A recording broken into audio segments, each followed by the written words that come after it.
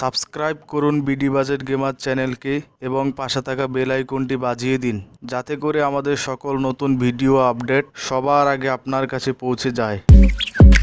আসসালামু আলাইকুম ভিউয়ার্স, আশা করি আপনারা সবাই ভালো আছেন। আজকে আমি আপনাদের সামনে এমন একটি বিষয় নিয়ে হাজির হয়েছি যে বিষয়টা শোনার পর আপনারা অনেক আনন্দিত হবেন এবং একটু অবাকও হয়ে যেতে পারেন। বিষয়টি হলো, বাংলাদেশ এবার নাম লেখাতে যাচ্ছে মাদারবোর্ড ম্যানুফ্যাকচারার দেশ হিসেবে। এর অর্থ হলো এখন থেকে বাংলাদেশেই কম্পিউটারের মাদারবোর্ড উৎপাদন হবে। গত মাসেই জাতীয় সংসদ অধিবেশনের এক প্রশ্ন উত্তর পর্বে একথা জানান তথ্যমন্ত্রী জনাব মোস্তফা জব্বার বলেন, আমি একটা সুখবর দিতে চাই, আগামী 2-1 মাসের মধ্যে আমরা দেশে কম্পিউটারের মাদারবোর্ড উৎপাদনে সক্ষম হব। আশা করি আমরা কম্পিউটার দেশে উৎপাদন করে বিদেশেও রপ্তানি করতে পারবো। তিনি আরো বলেন যে 1998 থেকে 99 সালে আওয়ামী লীগ ক্ষমতা থাকাকালীন কম্পিউটার ও এর যন্ত্রাংশের উপর ভ্যাট প্রত্যাহারের সুফল পাওয়া যায়। দেশে মানসম্মত মাদারবোর্ড উৎপাদন হলে কমে যাবে বিদেশি নির্ভরতা। তবে জানা যায়নি কোন কোম্পানি দেশে মাদারবোর্ড এর প্লান্ট চালু করবে। সবারই একটাই চাওয়া যে মেড ইন বাংলাদেশ শিরোনাম দিয়ে দোয়েল ল্যাপটপের মতো